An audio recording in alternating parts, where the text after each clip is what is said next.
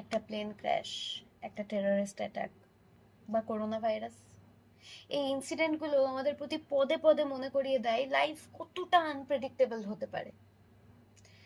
আমরা আজকের দিনের স্বপ্নগুলোকে তুলে রেখে দিই ফিউচারের জন্য। এসআইপিস, মিউচুয়াল ফান্ডস, মেডিক্লেমস, এগুলোর চক্করে স্বপ্নগুলোও ইনভেস্টমেন্টের খাতাতেই তোলা থাকে। না না, এগুলো করা ভালো, এগুলো করা উচিত, কিন্তু এগুলোর থেকে রিটার্ন পাওয়া টাকাটা কি পারবে যে জীবনগুলো আজকে চলে গেল সেই জীবনগুলোকে ফিরিয়ে আনতে, যে স্বপ্নগুলো এক লহমায় শেষ হয়ে গেল সেগুলোকে পূরণ করতে? বাবাকে সরিটা আর বলা হলো না।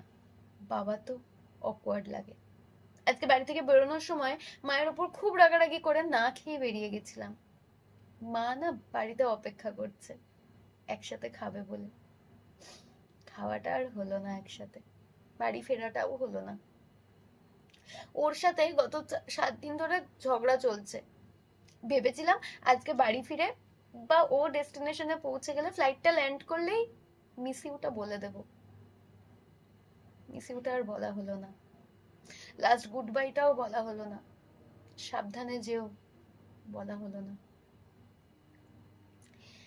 আমার না ভালো লাগে না কাছের মানুষদের থেকে ঝগড়া করে থাকতে, বেশি দিন মুখ ফিরিয়ে থাকতে আমি পারি না। ওই কে আগে মেসেজ করবে আমি না তারা, এই ইগোর লড়াইটা করে কি লাভ? আমরা হয়তো ভাবি অনেক সময় অনেকটা সময় আছে, পরে করব, আর 2 দিন দেখি যদি ও করে, মেসেজটা করে ফেলো। আমরা তো জানি না হাতে কতটা সময় আছে। আদৌ কি হাতে সময় আছে?